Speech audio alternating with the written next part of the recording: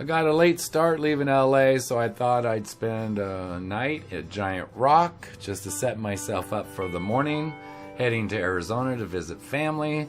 So I thought I would travel a different route to go look at Parker Dam and Poston Japanese internment camp. The Giant Rock area never disappoints, and it's always a good grounding start or ending when I'm traveling back home. I arrived just before sunset, got my fire going with my color magic stuff. Thank you, Mom, to put in there to give me those blues and greens. Got all settled in for the evening, took a couple night shots because it was pretty doggone clear, and prepped myself and planned out the county roads that I'll take to go to these areas because I like to avoid the freeways.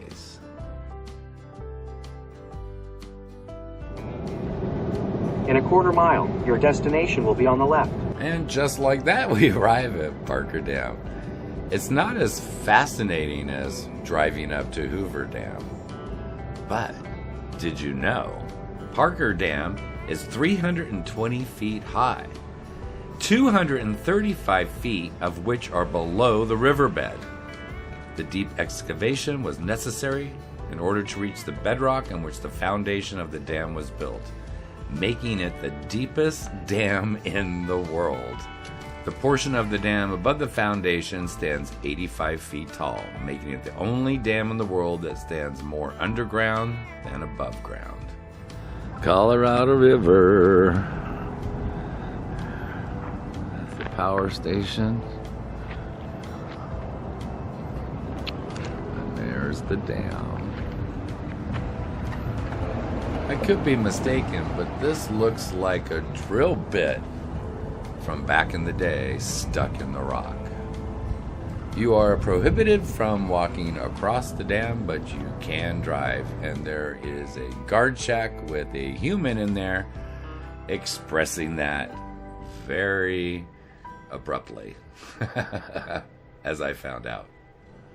Parker Dam is in the San Bernardino County of California, along the Colorado River, across from Arizona, 24 miles east-northeast of Vidal. The dam is a concrete arch gravity dam that crosses the Colorado River 155 miles downstream of Hoover Dam.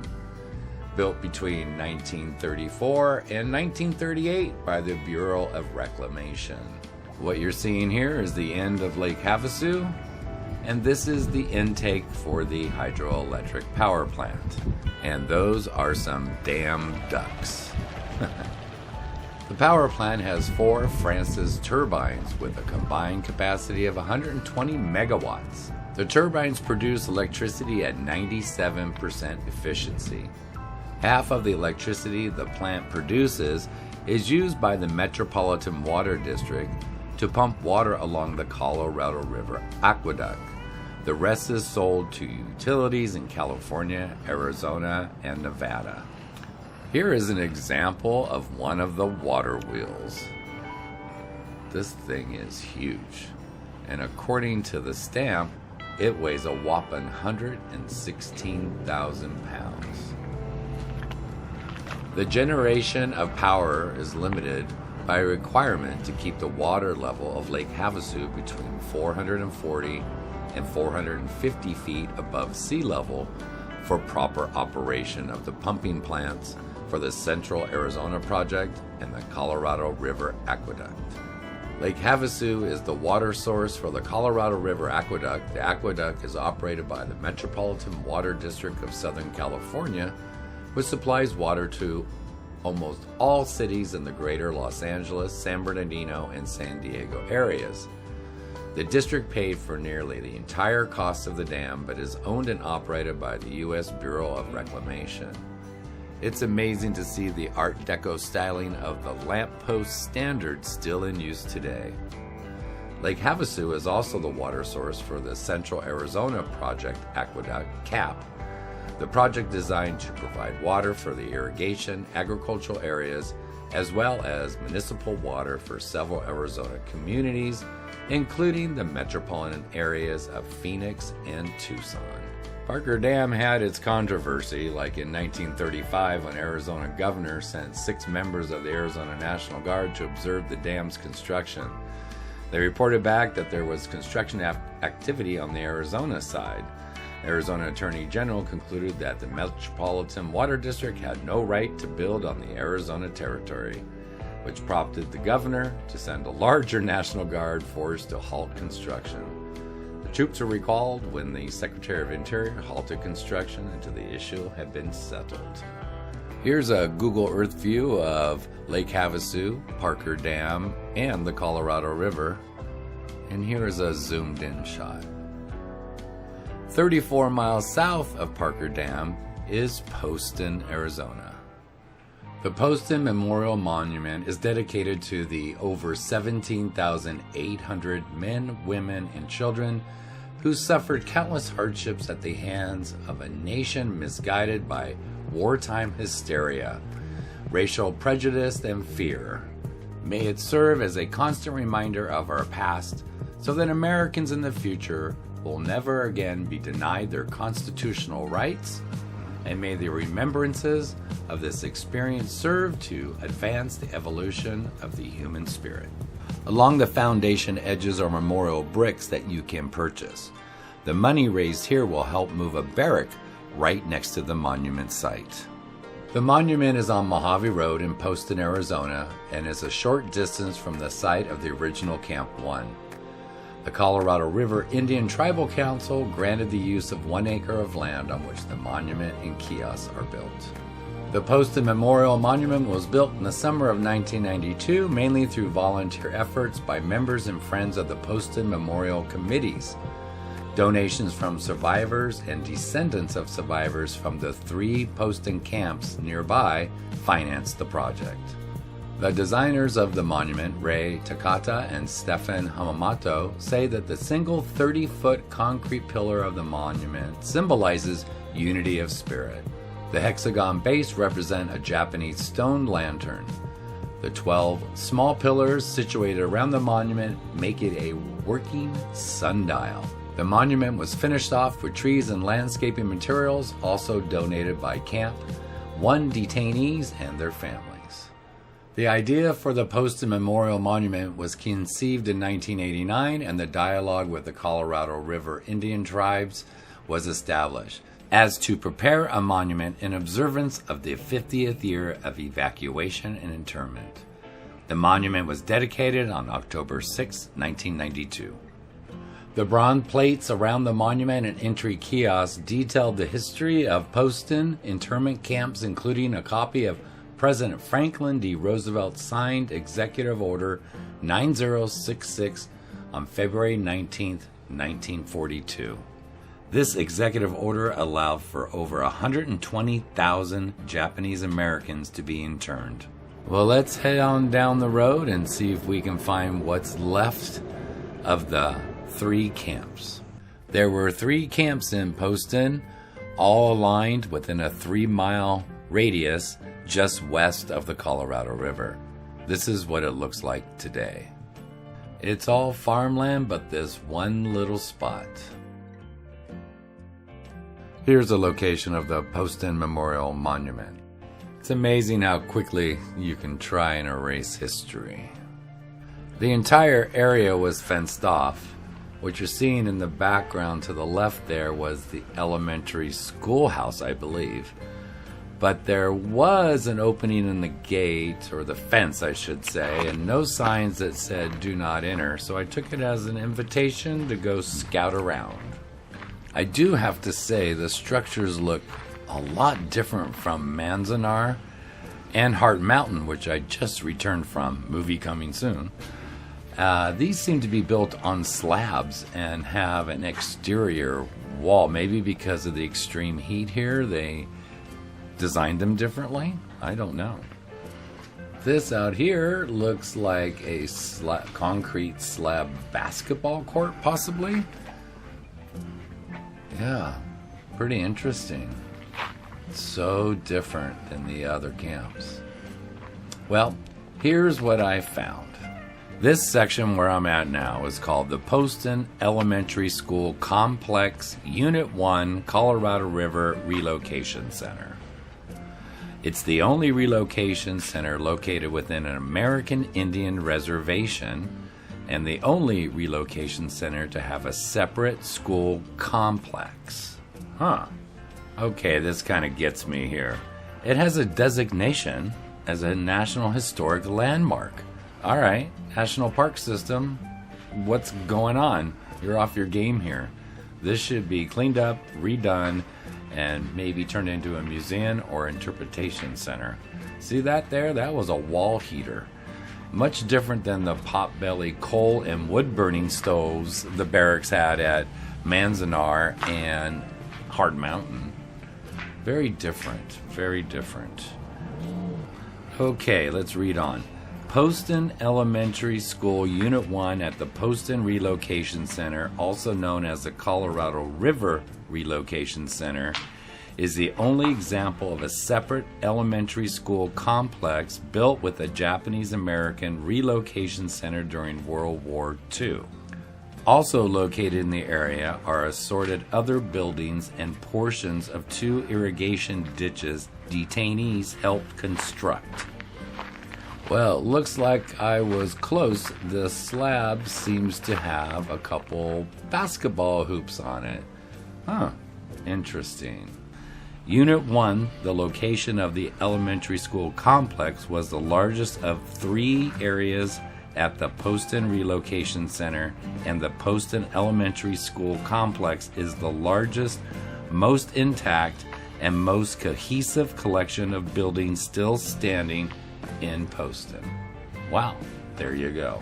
As I went from building to building, it started to dawn on me, these are classrooms. This is all a school complex. This is not barracks where the internees were living. And the different buildings had different states of disrepair or collapsing, and some of the bathrooms were pretty intact with their 1940s, 50s pink tile. And yeah, I think this is what this really is. Amazing. I think the National Park System needs to get on their game and do something with this property before it's too late. Check this out. They had a battery backup system for something. That's pretty cool and high tech for the late 40s, early 50s. All right, should I read on? Okay. The Poston Elementary School complex symbolizes the desire of the Poston Relocation Center residents to continue their children's education while interned. Both Caucasian and Japanese staff worked at the school, but it struggled with teacher retention when it opened. The school lacked basic supplies as well as heat during the winter. School conditions gradually improved, and some students graduated and went on to college. Japanese American students attended the Poston schools until the closure of the Poston Relocation Center in 1945. From 1949 to 1980, the Colorado River Indian tribes and the local school district utilized the Poston 1 elementary school buildings, which function as a community center. Today, most of the land around the relocation center is irrigated farm fields. Visitors can see the memorial monument erected to mark the site of the relocation center, the existing Poston Elementary School complex, ruins of the associated auditorium and machine shop, and portions of 4 other buildings. In addition, the sewage treatment plants at Poston Units 1, 2, and 3 are intact, although many of the approximate 1,900 buildings constructed at the Poston Relocation Center are gone. Remnants of foundations or slabs remain at all 3 units. In addition, a memorial monument dedicated to the internees marks the location of the relocation center. Wow. I think here we're seeing remnants of the Colorado River Indian tribes when they occupied the space. The 3 camps of Poston was built on the Colorado River Indian Reservation over the objections of the Tribal Council, who refused to be part of doing to others what had been done to their tribe. Army commanders and officials of the Bureau of Indian Affairs overruled the council, seeing the opportunity to improve, well, I should do air quotes here, to improve infrastructure and agricultural development, which would remain after the war and aid the reservation's permanent population, un-air quote. Well, the War Department took 71,000 acres of tribal land and began construction of the camp in early 1942. Looking at some of the ruins, you can kind of get a glimpse on the construction. It's obviously adobe walls set against a wood frame. That's amazing. Look how thick those are. I read that the Native Americans were very compassionate towards the Japanese Americans and would sneak in food and do things to help them, which I thought was pretty fascinating. I found these couple of photos of the detainees actually making the adobe bricks to help build the camps. So this path seems to go from one end of the camp to the other, and every few feet I could see these squared holes. I have a feeling that due to the extreme heat out here, that there was probably a canopy that you could walk underneath along that sidewalk. I know that fires plagued the area over the years, and this is probably a result, just these foundations here that are left. The summer temperatures could easily reach over 120, and the winters down in the low 30s. Here's an image of the school back in the day, and here are the detainees hosing down the sand to keep the dust down. This warehouse could have been anything from manufacturing, like the other camps, furniture or camouflage nets. But check out this bench. Can you imagine how many kids have sat on that over the years? The Poston facility was named after Charles Poston, a government engineer who established the Colorado River Reservation in 1865 and planned an irrigation system to serve the needs of the Native Americans who were to live there. The detainee-built irrigation system is still in use, and many buildings that were moved from the relocation center are used as utility buildings in the surrounding community. That seems to be very common throughout the camps that I have visited. Once the camps were closed, the barracks were sold for about $1, and they had to cut them up and load them onto flatbed trucks and relocate them. And many are still in use today in the surrounding areas of all the camps. Poston was the third largest city in Arizona. It was built by Del Webb, who later became famous for building Sun City, Arizona, and other retirement communities. The Del E. Webb Construction Company began building Poston 1 on March 27, 1942, and his workforce of 5,000 completed the first camp less than 3 weeks later. Construction on Camp 2 and Camp 3 began soon after, contracted to be finished within 120 days.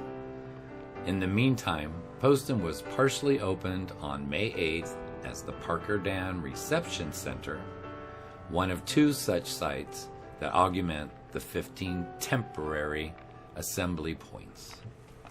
These assembly points or centers is where the Japanese Americans waited to be transferred to their more permanent WRA camps.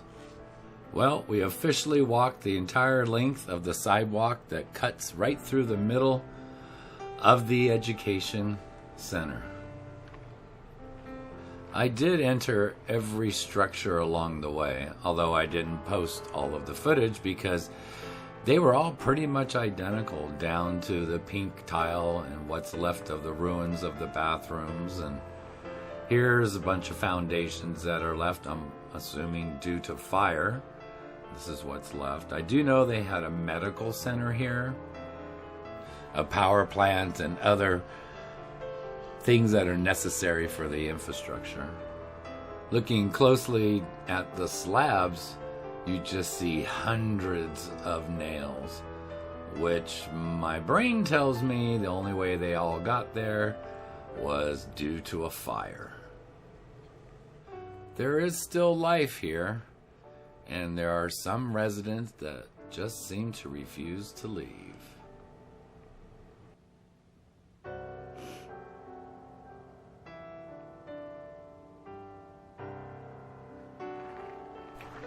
There are some roofing trusses that look like avoided a fire, which are stacked neatly here, hopefully to use to rebuild some of the other areas down the road. In 2003, the Poston Community Alliance was created. The following year, the Colorado River Indian Tribal Council passed a resolution dedicating 40 acres for the historic preservation of the Poston confinement site. In 2007, they received nonprofit status from the Internal Revenue Service and became a 501c3 organization. The advisory board of the National Park System voted in 2010 to recommend National Historic Landmark designation for the Poston Elementary School Site Unit 1 with a grant of a whopping $25,100 from the U.S. National Park Service Japanese American Confinement Site Grant Program, which was awarded $3.3 million back in 2010 to help the infrastructures of all of the Japanese internment camps. Here you can see the thick layers of adobe brick on the Hatch Center Gymnasium and Auditorium here at the elementary school complex. This is the only picture I could source of the gymnasium. Wow, it must have been something.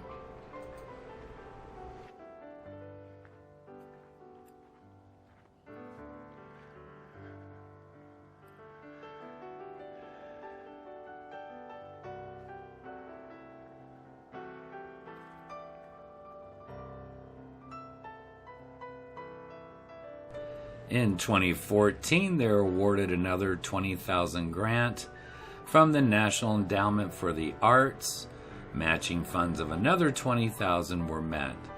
That same year, they were awarded a grant of $163,750 for historical structure assessment and stabilization of the Poston Elementary School site from the National Park Service. The Japanese American Confinement Site Grant Program had a matching funds of $81,875 were met from other sources such as the National Trust for Historic Preservation, private foundations, and individual donations. 2017 marked the year for several accomplishments, including the release of a documentary film titled For the Sake of the Children. It was premiered on February 19th at the Japanese American National Museum in Los Angeles. That same year, stabilization of the Poston Elementary School site, Adobe classrooms, was completed. So throughout the ruins, I did see internal walls built with 2x4s against the adobe walls, holding up the roof lines. In fact, I think that's what we saw in the beginning. When I showed you the wall, how thick it was, we saw the wood framing on the opposite side. Wow, for all that money, that's all they seem to have accomplished, but I guess it's better than nothing.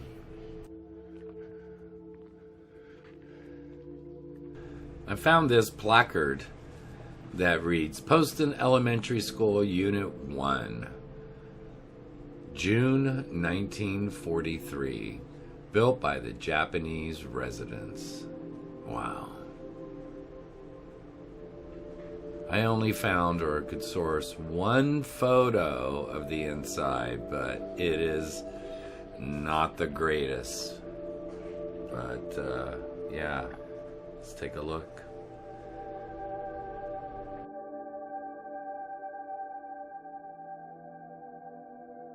On August 5th, 2001, is when the Hatch Center Gymnasium Auditorium caught fire, and all that's left now are thousands of rusty nails laying on the slabs. This looks like it could possibly be one of the heaters that operated to keep the auditorium warm. And that was probably the foundation of a post holding up the ceiling at one time. Yeah, can you imagine this in its heyday? I bet it was beautiful. The Poston Community Alliance is stating that they are restoring the former library on the Poston Elementary School Site 1 with funding from the National Park Service's Japanese American Confinement Sites Grant Program. The plan is to turn the old library into a visitor center. I really hope they can get that job done. Unlike the 9 other internment camps, the agricultural and animal husbandry areas of Poston were within the perimeter fence. Many of the internees participated and created recreational activities such as the Boy Scouts, sports teams, and jobs. Baseball teams were very common among the internees, as leagues were set up soon after opening. These elements made life at Poston livable for internees, but their time at the camp was mostly filled with frustration and struggles to the end of their internment. There were a few structures outside of the current chain link fenced areas, and with the electric panels and these huge slabs, I would bet to say this was probably a power plant, or with 3 or 4 generators sitting there with all the conduit lines coming out of the ground. This may be where they powered the education center right across the way there. It looks like it could be a fuel tank for a generator, maybe. I don't know. These are just my observations and guesses. But with the venting windows that opened and closed during what type of weather we're having, I would be safe to say this was some type of power source building. There are other buildings down the way that are burnt. It looks like this area, like I said earlier, has been ravaged with fires.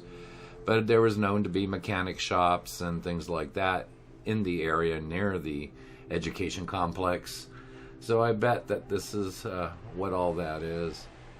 I really hope that in time they can get the funding they need and get this place cleaned up, and at least mark and label things for people who want to sightsee to know what they are and what they're looking at. It would be fantastic for people like me that are really longing to learn history of the past. One thing I can truly say is the lack of information regarding this entire area. I mean, you have to really get on the internet and search just to find anything. And most of it is just repeatness of 1 or 2 articles. And I find that very sad, especially for the people who are interned here. There's just not a whole lot of data. Anyway, I hope you enjoyed this. I'm saddened that I didn't actually get to see the camps like I did over at Manzanar and Heart Mountain. Video coming soon. Yeah. But at least this section was left undisturbed. And it is in the middle of an agricultural area, that's for sure.